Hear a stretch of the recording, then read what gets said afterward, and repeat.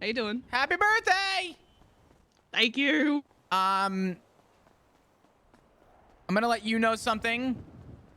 I probably won't mention it to a lot of people, but I'm gonna let you know something real quick. First off, how are you doing?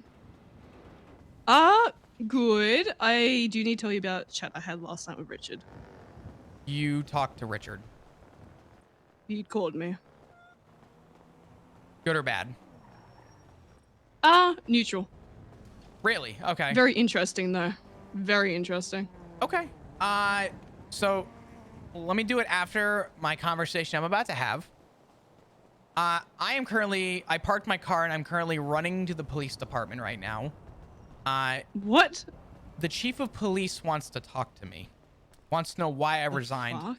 And I'm about to lay everything on the fucking table. I just checked. I don't have a warrant. Now's a good time to tell you. The 3 people I told you yesterday, they all have warrants right now for their arrest. Really? Yeah. I'm gonna let you know as well. I've already spoken with Pixie. I will not have to testify in that court case if it goes to court. All right, good shit. So I am in the clear. If they even try and question me, I'm gonna request a lawyer, and I'm gonna be requesting my therapist. I refuse to be questioned about it, so I'm good. But if they really want to know why I quit, I'm gonna tell them it's because of the incompetency of the PD. Yeah, absolutely. So I'd rather tell it to the chief of police, let her simmer on it and let her figure it out. So I'm running there right now. I'm gonna be okay. I put my gun away. I put my knuckle dusters away. I got nothing on me. So Okay. I will call you when I'm done and let you know that it's all good. If they even try and put me in a room, I just checked. I don't have a warrant, so I think I'm in the clear. So Yeah, you should be right. yep, they cannot question me if I am under duress, which I am. So just know that I'm good. I checked all the boxes before doing this. Okay, I'm glad to hear. Yeah. So Daisy Moss wants to talk to me. I'm gonna see how this goes. Alrighty. All right. I'll give you a call soon. Best of luck. Thank you. Bye-bye. Right, bye-bye.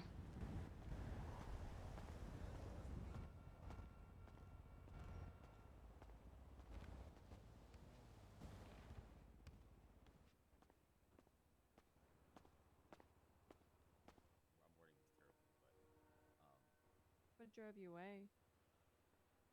And some of it was from the command. It felt like a lack of support sometimes, or like a lack of. I don't feel like everybody was given the benefit of the doubt all the time when it came to situations or explaining things. Also, I feel like this is beyond the PD's fault. I feel like the government itself kind of lost control. I hope they bring Flop in for questioning. I'm about to go 0 to 1,000 if they bring this in for questioning.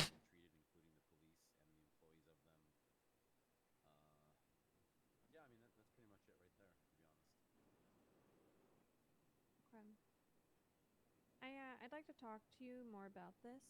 I need to talk to... They're about to regret ever having Flop in a room if they try and drag him into an interrogation room. I hope on everything they try and get Flop on something. Oh my god, it's gonna be good. I'm not gonna say what would happen, but... Okay. Thank you so much. Hi, Daisy. How are you? Good to see you. I am doing okay. How are you doing? Living the dream, I guess. I don't know. I mean, I've been, Come on, let's go in the records room. all good. Damn, I should have brought my gun. No kidding. Never thought I'd step foot in this place again, to be honest, but...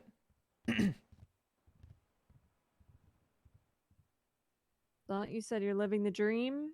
Yeah, you could say that. I mean, I think that's what a lot of people say, especially when they have a change of lifestyle, I guess, right? My lifestyle change has been nice. I'm working over at Milton's right now. I'm doing mechanic work. It's been nice. It's been nice to slow down a little bit. Okay, well, I'm happy for you. I appreciate it. So I guess I just want, as I said on the phone, I wanted to talk to you and just hear about your experience in the LSPD. And I appreciate you entertaining this conversation, at all. But if you wouldn't mind, just, you know, kind of what happened. Yeah, that's fine. I'm gonna go a little further back uh, than what I've maybe told other officers because I do think that there's a catalyst to when I kind of realized that my time here felt not valued, I guess you can say. So, um,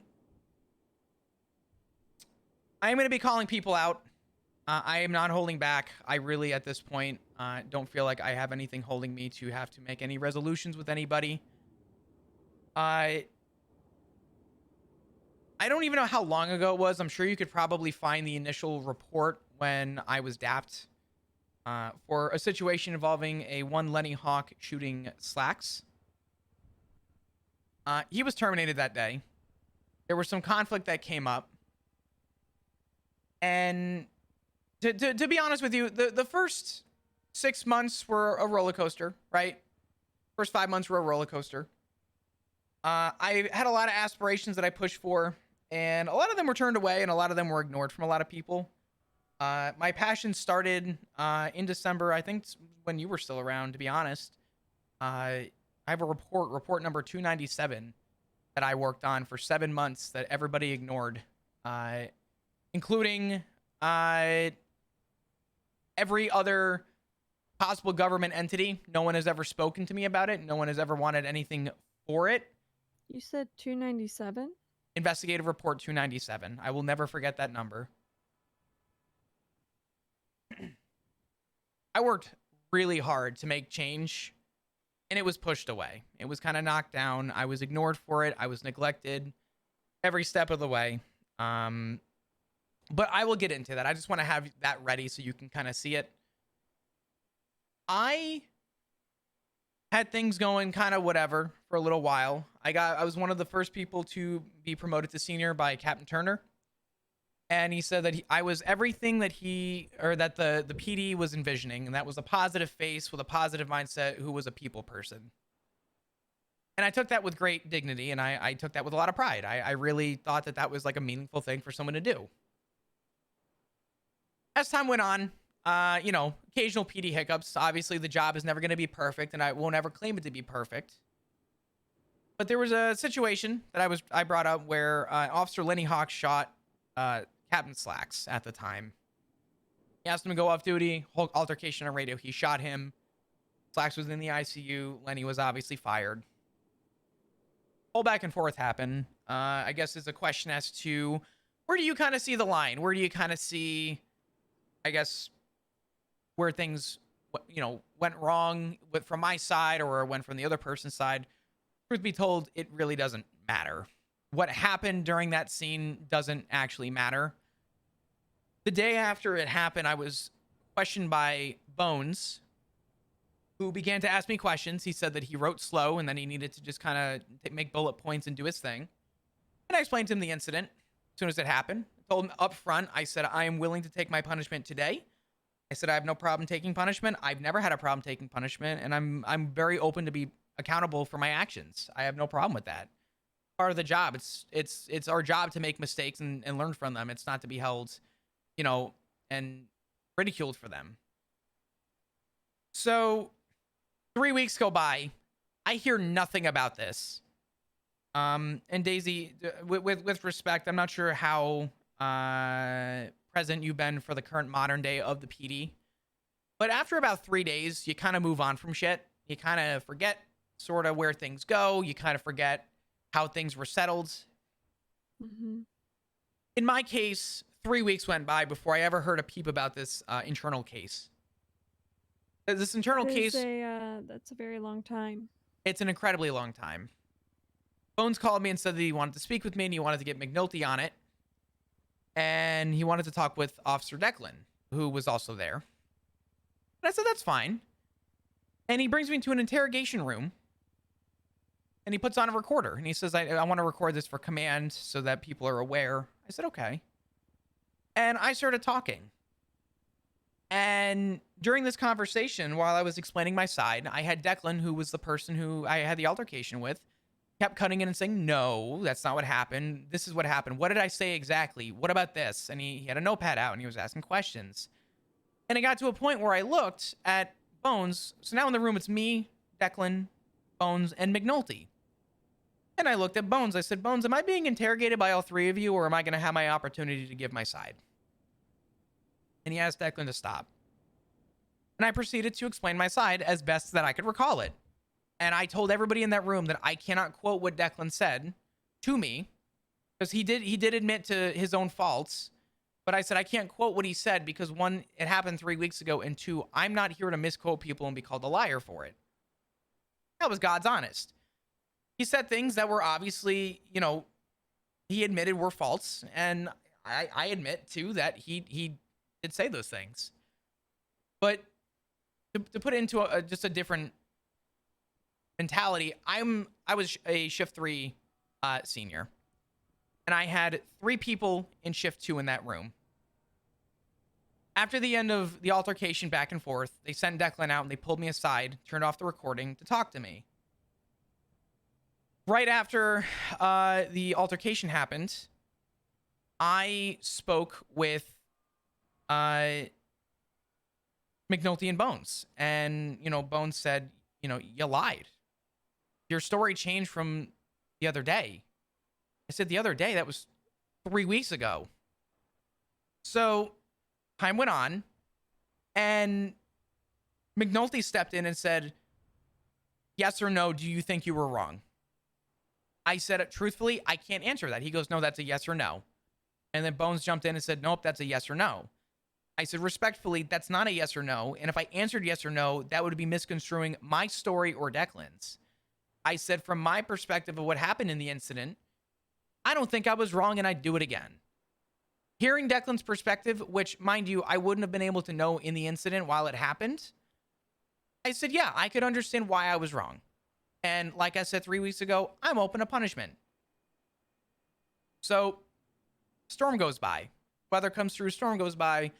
I'm a little ticked off because I just got called a liar by McNulty. And McNulty even said that I should be a politician with answers like that. Took that a little personal. And I didn't go to the shift 3 meeting. I sat outside at the chair that sits outside by the little lunch area. Bones stepped out of the room. He goes, Flop, you coming to the meeting? I said, no, I don't think so. I think I want to sit out on this one. He goes, you want to know your punishment? I said, Bones, I wanted to know my punishment 3 weeks ago. But sure, let's indulge. He goes, you're receiving whatever it was, 3 daps. I said, that's fine. I said, can I ask you a question? He said, what's up? I said, is Declan going to receive punishment for what he admitted? I said, I'm not looking for a ha gotcha, but I admit fault. I've been admitting fault. Are we doing anything about Declan admitting fault too? There was about a 5-second pause, and that's when Bones turned around and said, I'll talk to McNulty about it. Come to the shift 3 meeting. Now I have 2 people from shift 2 running the shift 3 meeting. We start going on, talking about whatever's modern with the PD. Bones gets up and goes, hey guys, just want to let you know I have a really special announcement. Mind you, this is 15 minutes after my punishment. He goes, I have a really special announcement. Declan, could you step up for me, please?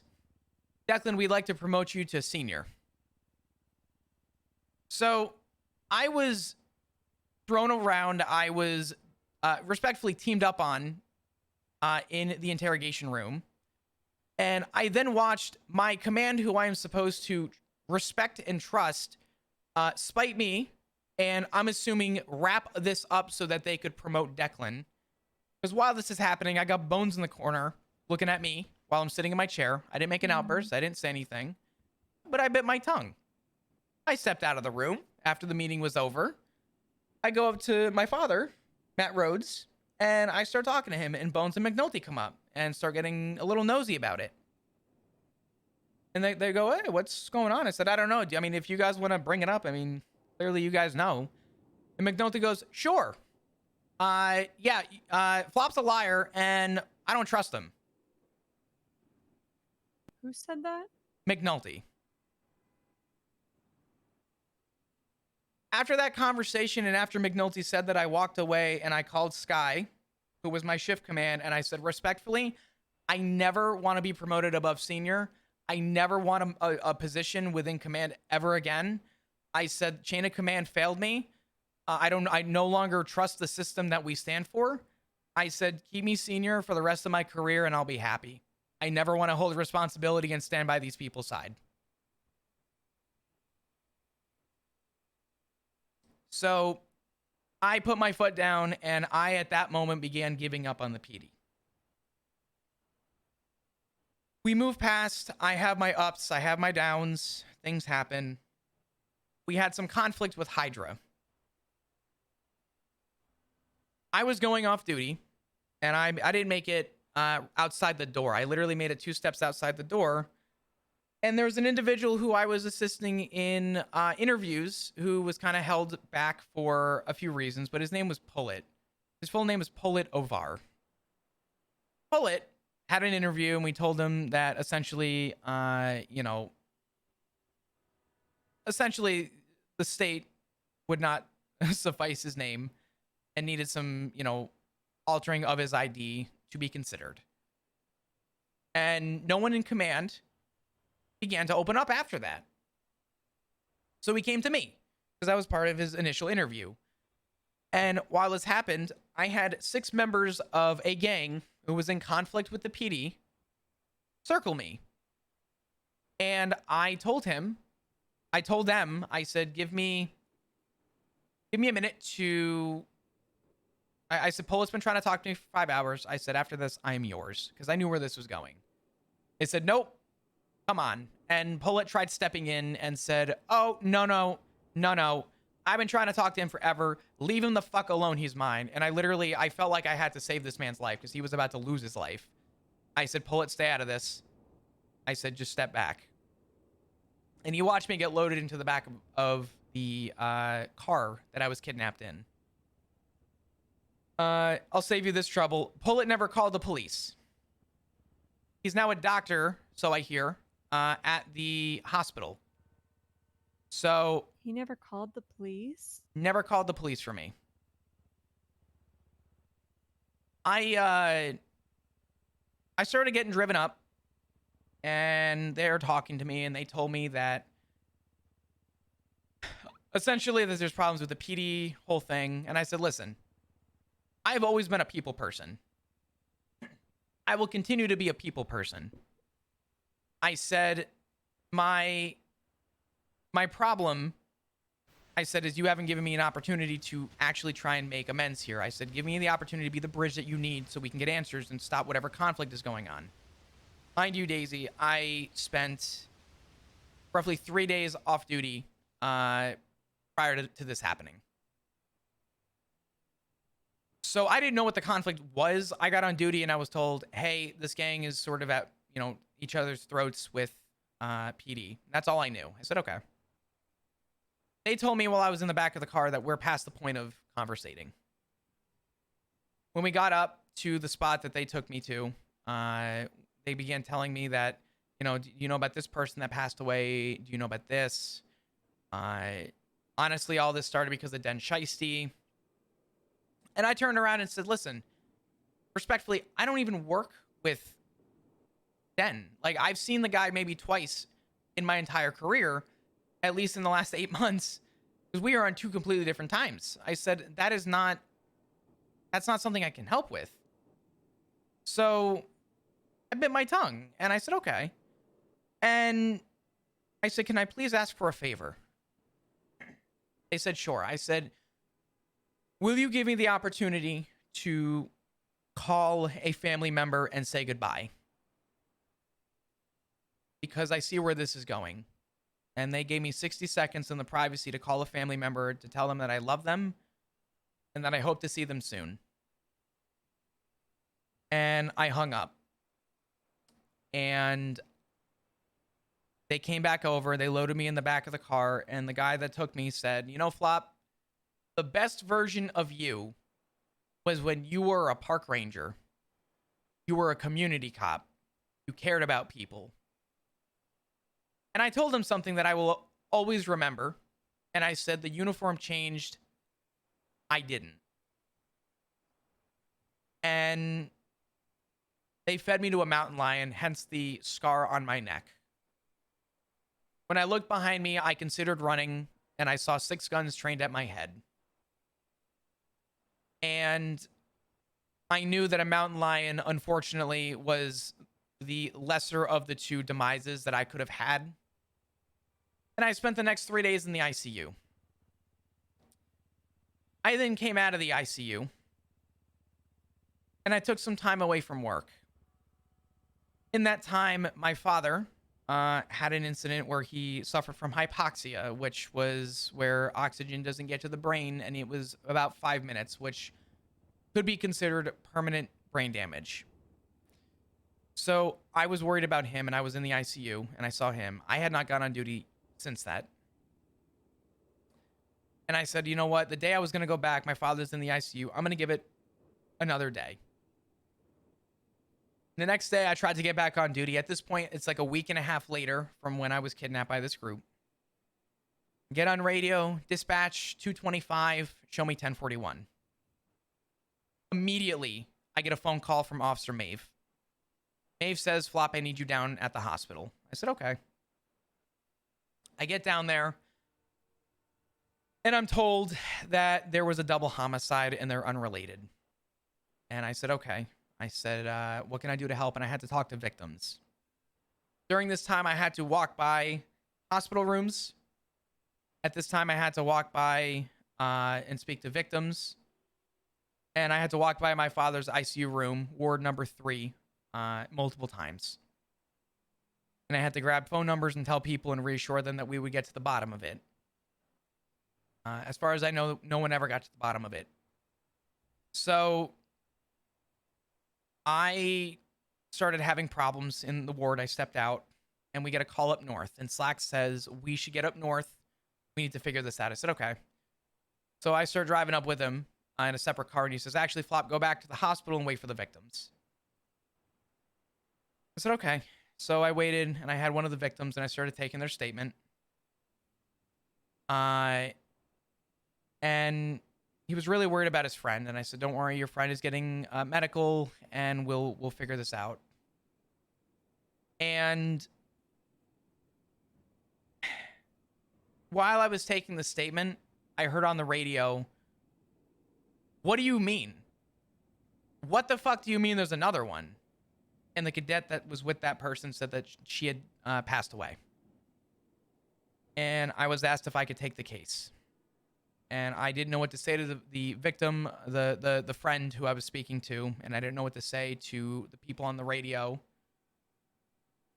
And I told the man to stay put and speak with doctors to get further information. I walked out of the room. I walked over toward the cafeteria, and I laid on the ground, and for the first time in my professional career, Daisy, I bawled my eyes out on the floor and I cried. Because it became so overwhelming to me. The job became so much for me that I thought a week and a half away would have been okay. And I felt like I, in that moment, for the first time, failed as an officer. And the thought of that scared me. Wow. Yeah. I was able to get back up, and I had officers help assist me with the deceased person. And I went back to the PD, put evidence in, and I said, I can't do this. I said, I need to put the uniform up. It's a lot right now. I was going to take an LOA. I was going to figure out what I was going to do.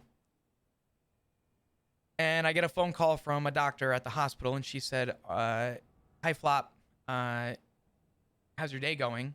And I said, I've had a rough day. And she said, it sounds like it. I said, well, she's not dead. I said, and this is someone separate. She said, but Tessa Lamb is in the ICU and you're one of her emergency contacts. So I tried to walk away from it, and put simply, I was pulled right back in. But I went off duty, and I was overwhelmed. I'm looking at my father, who I thought was going to die. I'm looking at the person who used to run the Rangers, who I would consider one of my best friends. I would almost consider them family. watching Tessa on the ICU bed. And I thought I wasn't going to see her again. And I came back to work for a triple homicide in the course of an hour. About 2 hours, actually. And I thought about what happened to me. And I thought about what happened in that moment. And I thought about what happened with my career. And something clicked with me that I didn't really appreciate. And it was my deciding factor when I put in my 2 weeks notice. Because I didn't just quit and say, fuck this place. Because truthfully, I always loved this job. But I told... I didn't even tell Command this. I think this is the first time I'm actually going to open up about this to Command. We had 2 officers that have passed away in my time in the last 7 months. Officer, I believe his first name was James. I knew him as Rooker, but James Rooker, I believe. And Officer Aziz. As far as I know, they both died in the field. Both their investigations fell through. And the part that upset me was that both did not receive funerals from Command. We never took the time out of our day to honor the ones that fell, doing the job that we're supposed to stand by. We're supposed to be unified. We're supposed to be by each other's side. They both never got a funeral. And we forgot about them, and 2 weeks later, we moved on like nothing ever happened. And I thought about back to what happened with me, where the only reason I got picked up by this group, the only reason that I was fed to a mountain lion, was because I was a cop. But it wasn't the fact that I knew where that was going that scared me. What scared me was knowing that I had the potential to die doing something, or by just being a cop. I was going to die, and I didn't know what the reason was.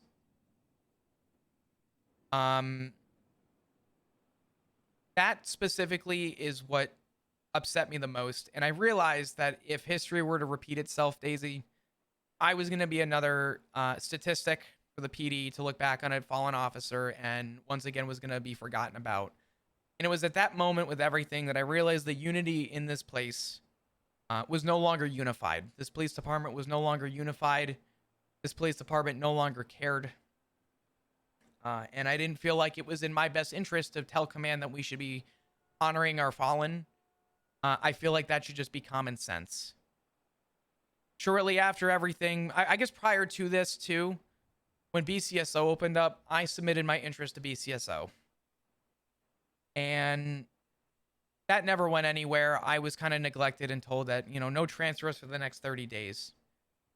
And I watched a couple officers get transferred in that time frame. A lot of them in shift 3, and I knew that apparently I just didn't fit the bill for them because I wanted to be closer to the north to fulfill my passions, which was to bring back the Rangers.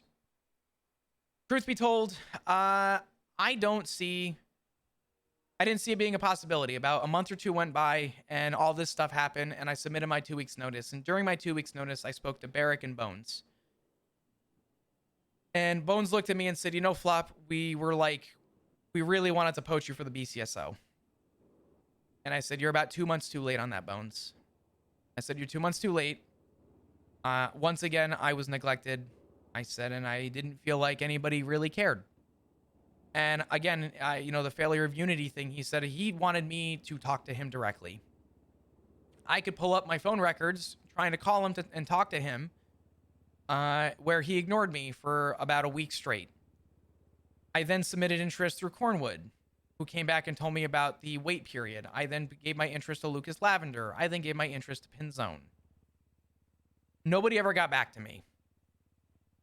And I can't blame Pinzone, and I can't blame Cornwood, and I can't blame Lucas, because they weren't the ones that would have been the deciding factor on that.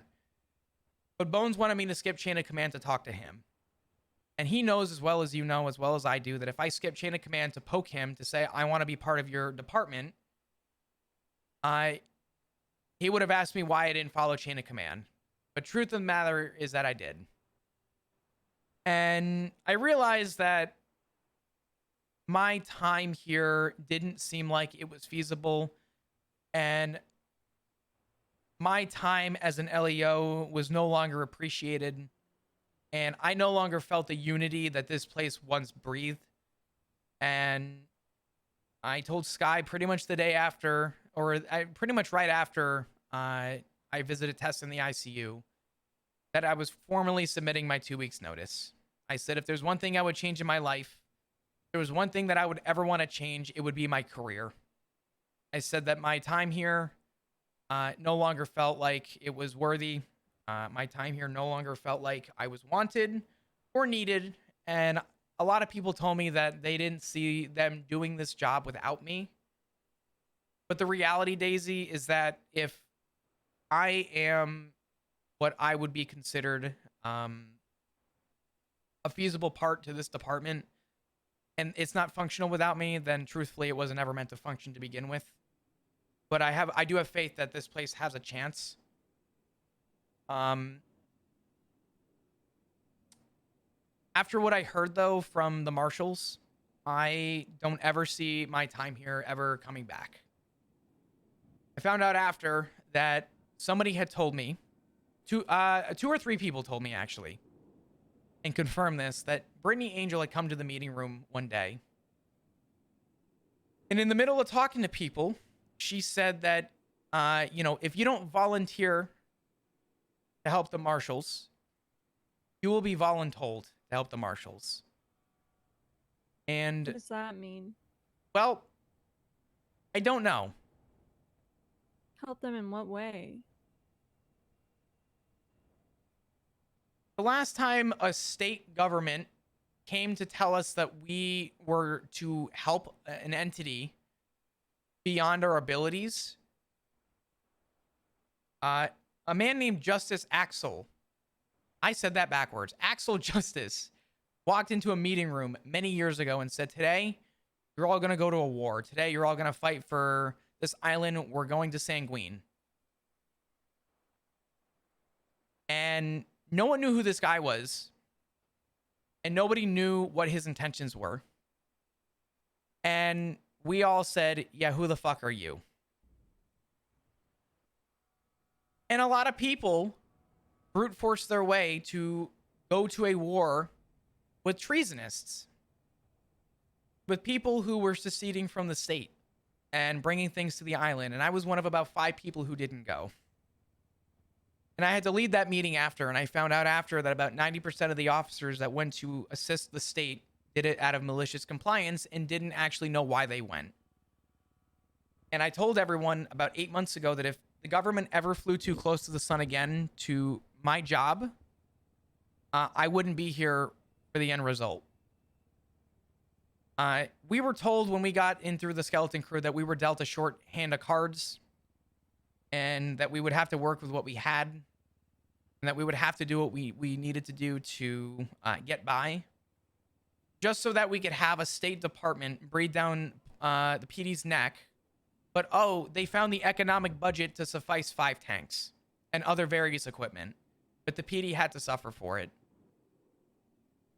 And when I heard that Brittany Angel said that in the meeting room, I turned around and said that I'm glad I left, because I would have left had I heard that in the meeting.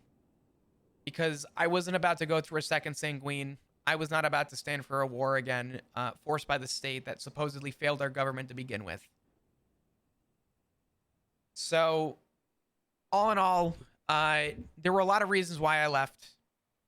There was a lot of failure within the command structure. It almost felt like Shift 2 had a click that forced me to essentially feel like I was being pettied. Because 15 minutes later, the man who supposedly did wrong got promoted for it. And truth be told, I don't ever see myself possibly coming back. I think that ship has sailed. I had a lot of personal reasons to take care of my family, take care of my father. I had a lot of other personal reasons that I felt needed to change. More specifically, the idea that I wanted to just change my career path because I wasn't about to die. What I told someone recently was that I didn't want to die on my knees. I would rather die standing if given the choice. And the reality is I was going to die on my knees with this gang over something that I had no involvement in. And I truthfully do feel like that this police department failed me in particular.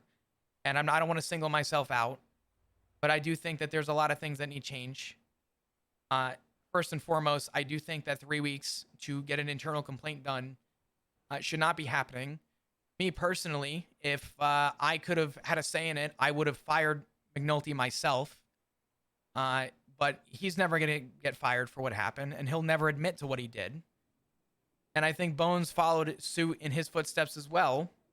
And now he's the sheriff because we promote the behavior. And the problem is when you promote the behavior, you no longer have respect for the chain of command because it's hard to. When you have people who ignore the passionate work that you put in, and you have people neglect the work that you do to try and better this island, mind you, we still don't have any fishing laws. And yet I have legislation already written out in that report to pursue. Yeah, I feel like this place failed for me. And I wish anyone further the absolute best of luck because I do think there's a chance of revival. But right now, I see a ship with a hole in it and I see water taking on very quick. You might be the only person I've ever admitted all this to, but I do see a very harsh trust in the system. And I think part of the problem comes from officers treating people like criminals. We have plenty of criminals in this city. But Daisy, if I go to, let's say, do you know anybody who's in a gang by chance? Any names that come up that I could use as an example that you would understand? You know who? No, not really. Not yet, anyways. Do you know of an Erwin Dundee by chance? No. Okay. I'm going to use him as an example for now. I'm sure at some point you'll learn who he is. He's a very on edge kind of guy. But the problem that we have in the PD, and we always have, is that Erwin Dundee runs a gang. But if you approach him as gang leader Erwin Dundee, he's going to approach you as police officer Daisy Moss. Whereas if you approach him as Erwin Dundee, you know what he does. You know that he's a bad person. But if you approach him as Erwin Dundee, he'll approach you as Daisy Moss. The problem is that we are so busy putting titles on people that when you generalize a group of people, you are generalized back, and it causes a lot of cutthroat tension in the PD, and it causes a lot of problems with people having a trust in the system. And with that said, when you have a trust in the system that fails, and you have a department like the Marshals, I'll give you an even better example. Another issue that I fall suit with is that the Marshals, I don't think do good. I don't trust them, and I also think that they're a very dangerous department. To put simply, just to kind of put this into perspective, I'm going to use McNulty as an example, just because we talked about him last. I'm crossing the street in a crosswalk. And let's say McNulty hits me with his car and his lights are off, right? And I bring him to a civil case. I have the ability to get monetary gain from suing him in a civil case. Regardless of how the judge rules, command then steps in and goes, okay, did McNulty break any SOP violations? Did he have anything in the SOPs that he violated? Should he receive internal punishment? Yes or no? Doesn't matter how the case ruled. Did he break an SOP violation? Yes. Okay, DAPS. No. Okay, cool. The problem is that it goes beyond that now. Now you have the Marshals who come in and they say, okay, does McNulty now receive criminal charges for what he did? And the problem is that once upon a time, I told people that we don't police the police because the problem is that people said that we did, and we really didn't. A lot of our time was not spent policing the police. A lot of our time was just people believing that we police the police because they were worried about being punished. The problem that it's become now, though, is with the Marshals now in stay, it's a 3-step system of getting punished to the point where people, including myself, were afraid to do our jobs at times. We were afraid to do anything because now you get hit in 3 different perspectives. And I'm sure the ulterior motive is, oh, well, that's just because we hold people accountable now. The problem is that you're going to have a lot more people leaving and a lot more people like myself who arguably, from what people have told me on the street so far, quote unquote, we lost a good one. you're going to lose a lot more good officers because people are afraid to be good to people. People are going to be afraid to do their job. People are going to be afraid to step up. And the reality is that I didn't, for lack of a better term, pussy out because of everything that happened. I left for my own reasons. But I understand why people are hesitant to do their jobs. And I understand why people say PD doesn't have a backbone. It's because they're afraid to have a backbone because they're afraid of the repercussion. And if the marshals come in and give you a felony charge, you and I both know that a felony charge is immediate termination. So I understand why people don't want to have any involvement, and I understand why people are step back. Not to mention that when you have people being hired like Conan Clarkson, who respectfully used to be my boss, seceded from the state to join a war, became a treasonous because he needed a mobility scooter on an island. And now he works for the state, holding people accountable. Truthfully, Daisy, I think the whole system is flawed. But I do believe that outside of what I believe about the system, which is my opinion, what happened to me internally, yeah, I do feel like I was failed by the PD. And I feel like when people were surprised that I left, I feel like it shouldn't have been a surprise. But I do know that my resignation letter did at some point make it through to command, so I'm sure there's somewhere where you can read it. And I ended it off with me saying "C'est la vie" because I didn't think that it was a goodbye, but I do believe that it's that's just the way life goes sometimes. So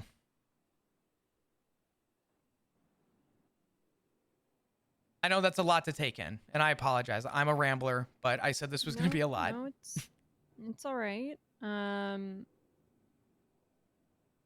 sorry, Flop. I'm sorry all of that happened. And I hate that you felt unappreciated and that your hard work wasn't recognized. Not your fault. You have nothing to apologize for. I know you're in a position where it's kind of more political, but I don't want you to feel the need to apologize. I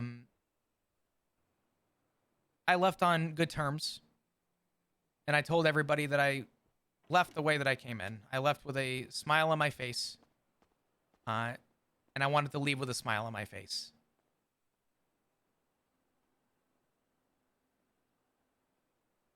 So I did what I wanted, put simply.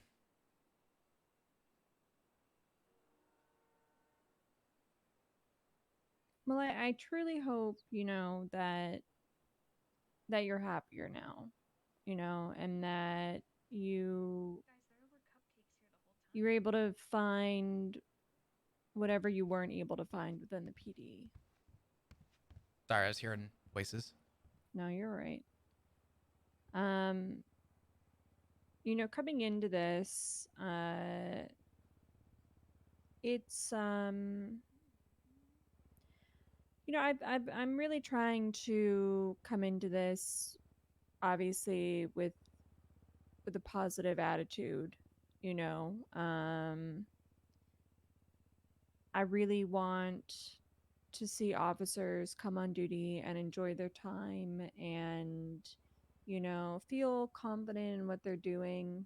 And that's the goal, so that everything that I'm doing is aimed towards that goal. Part of that is looking at what officers' interests are and seeing how we can incorporate that into their day-to-day patrol. You mentioned the Rangers. Loki had told me that he was in the Rangers at one point, and I said, okay, let's figure out if that's something you're still interested in. Maybe we can come up with some kind of Ranger task force. Oh my God! That you can, Sorry. take on and go do. You're Ranger everything we stuff need, in the Daisy. mountains or, but it's definitely a tough position. I know a lot of people were not very happy about me being appointed as chief, understandably. There are a lot of people that have been here for a long time. I did leave, I left. And there are a lot of people that have been here for a long time and that probably deserved it and are probably wondering, why didn't I get it and why did she? Um, but I wanted to speak to you today because I think what you have to say is incredibly valuable. And, you know, I want you to know that I will take this conversation and I take it to heart, and it's with the intention of hoping that this kind of thing doesn't happen again. Because your treatment wasn't acceptable and you didn't deserve that. I appreciate that. I think you're doing something and you have a mentality that no one else does. I don't want to say no one else does. I don't want to generalize everybody, but I think you have an opinion that not a lot of people uphold. And that's that we are so quick to judge when someone does wrong that we forget to appreciate when someone does right. I think it's important to encourage others to be positive. And hey, if we apprehend a suspect, we should be celebrating that. We should be, cheering each other on. Good comms. Good job on the foot bail comms. Good job on, keeping on the vehicle. Parallels, you did great. Negotiations, phenomenal. Right? And I think if there's a chance of that coming back, I think that's a step in the right direction. And I don't think That's the goal. I also want to make note, respectfully, I think people who are upset, and this is actually kind of why I said this is kind of your position is more political when you think about it. But I think it's important for people to realize that people are too quick to judge when something feels wrong because they immediately go to their gut. But really, if people cared and people actually cared about this place, they would have more respect to turn around and say, you know what? Let's give Daisy a shot. Let's see what she's got. Let's see if she fulfills. And the reality is you've had the position for what, 48 hours, 72 hours? A little bit over 3 days, I think. Maybe 4 days now. Okay. I think it was Friday night I was appointed. Well, in 4 days, to the people who were in Skeleton Crew that knew you, I'm sure they'll give you a little bit more to bite down on. But for the people that don't know you, one, I understand their perspective of maybe concern. But two, I also think it's important that you are given the opportunity that you deserve. And I think just expressing that while people may not know you, you are in a position to try and do right. And the least you can ask for from anybody who has an ounce of care for this place is that they give you the time to do right. They give you that opportunity to show that you are actually here with good purpose. And again, only the ones that care will give you that opportunity. The ones who won't care are the ones that try and push you away, which is unfair and unjustly to such a position that you carry, which is respectfully a thankless job. Yeah. I feel like my tagline now is I think I've said it a couple times today, but it kind of made sense though when it came to me that at the end of the day, people don't have to be happy with me. As long Sure. as they're just happy coming into work, I'm all right with that. I think that's a good mentality to have. I used to tell people that the oath that we all take, the oath that we stand for and the oath that we take involves a lot of unity. And I used to tell people that I didn't take the oath for anybody but myself. Because the problem is, as soon as people, and I'm not telling you to tell people this is like really bad advice unless you do it tastefully, but simply, when when I took the oath, I took it for myself. I took the obligation freely, and I didn't put the word unity behind it. Because at the end of the day, the moment you try and impress others is the moment that you are going to be unimpressed and upset. Because people want their work and their time to be recognized. But if you expect your work and time to be recognized,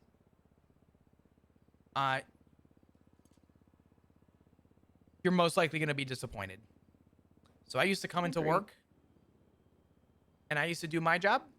And I would ask myself at the end of every shift, did I make a change today? Did I do something? Did I do right today? Do I feel like I made the change that I wanted to see? And as long as the answer was yes, I came into work the next day. The first time I ever said no was my last day on duty. So.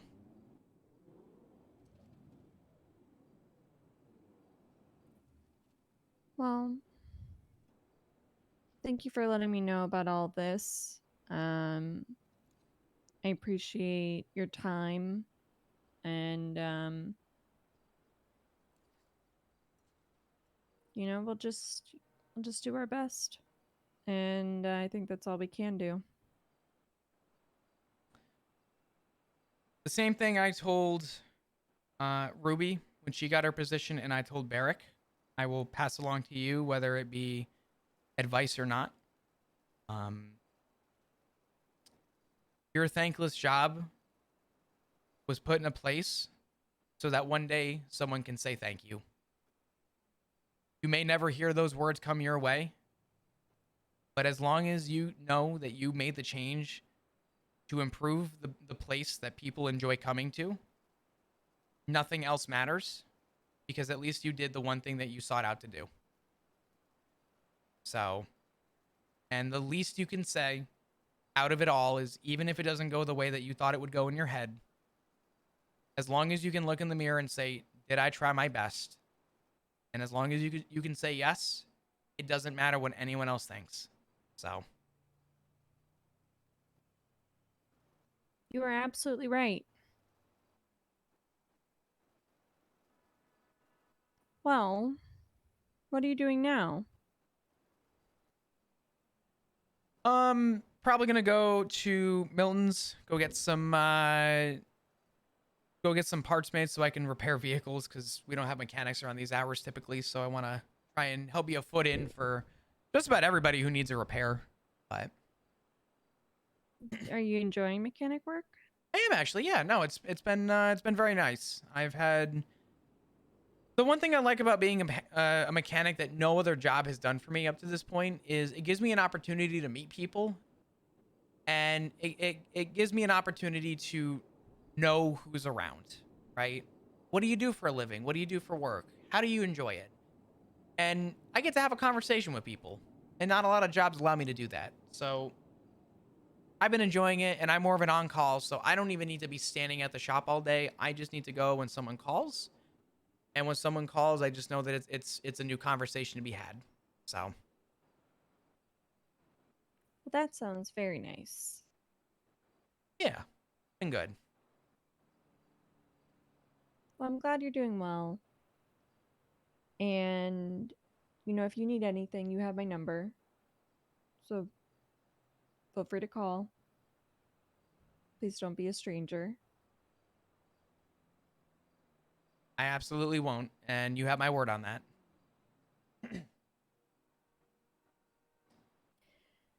All right.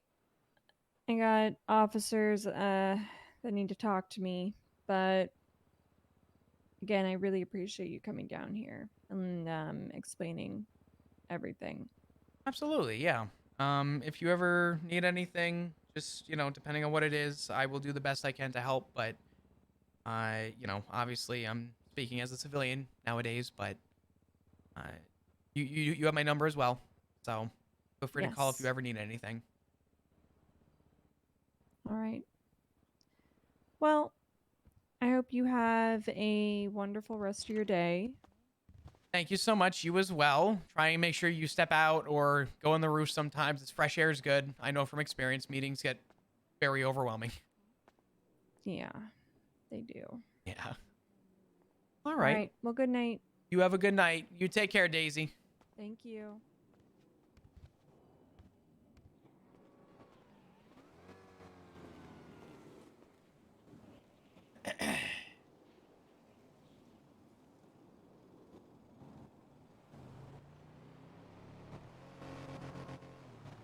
Oh.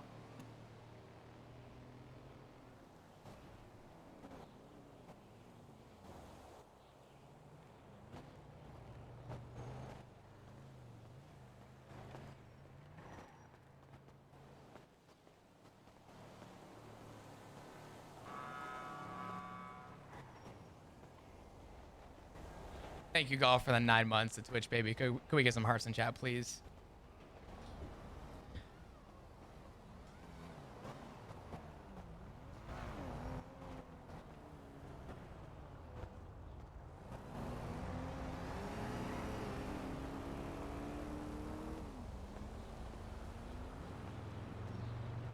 Yeah, I don't think Flop's going back. I'm sure Daisy will see Flop again. And handcuffs.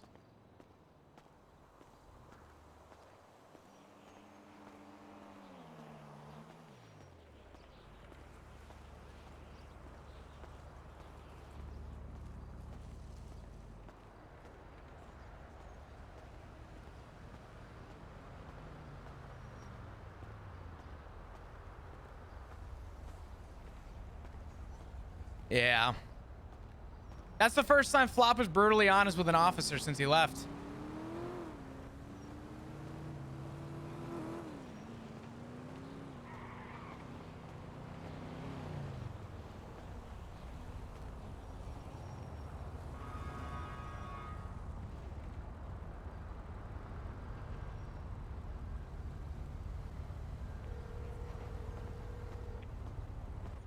Hello. Hey. How'd your chat go? The first time I was honest. And Is that good or bad? Oh, it felt real good. That's good then. I laid it all out and I said if I had the chance I would have fired McNulty myself. No names were left out. Everyone got outed. I said honestly, Daisy, I said if I had the chance, McNulty would have been fired if I had a say in it. I said the incompetency of command and the failure of trust in the system is exactly why I'm here. I said, and don't worry, McNulty got his promotion and so did Bones. So good for them. We're promoting bad behavior. And Daisy was like, I take this very seriously and I am so sorry that the PD failed you in this way. I can't believe that. And I was like, yeah, well, believe it. So. Holy shit, okay. Yeah, I laid out everything and pretty much said this place is beyond fucking incompetent. Good.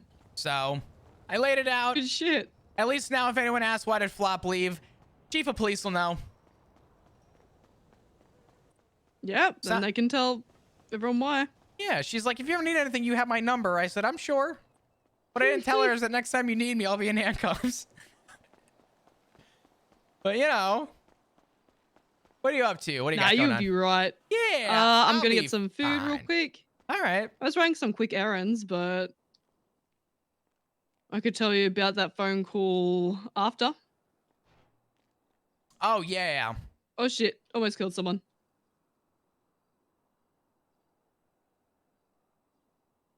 Well, So, yeah. if you want to grab food, do your thing. I'm going to make another quick phone call, and then I'll probably be down around Milton's. I got a call. Who's around right now that can convert materials? Oh, actually, let me see. Damn, Edbert's around? Damn. Yeah, Edbert's around. He's just doing Edbert things. I gotcha. Yeah, we got some mats at the shop. I don't know. Oh my god, there's so many mats. I think Tally was in Lemon List. Yeah, let me give her a call real quick. Oh my god, I forgot Tally can. So stupid. You're right. Yeah, Tally can do that shit. Yeah, let me have Tally come and grab this stuff because there's a lot. We got 3,000 materials. So. Oh shit, yeah, that's just a little bit. I gotta do a bit of running around, but I'll hit you up as soon as I'm done. Go do your thing. I'll call Tally and have her help me with this real quick, and then once we have all the materials being made, I'll be free. So. Sounds good. All right. All right. I'll Chat talk to you soon. Bye bye. Bye-bye.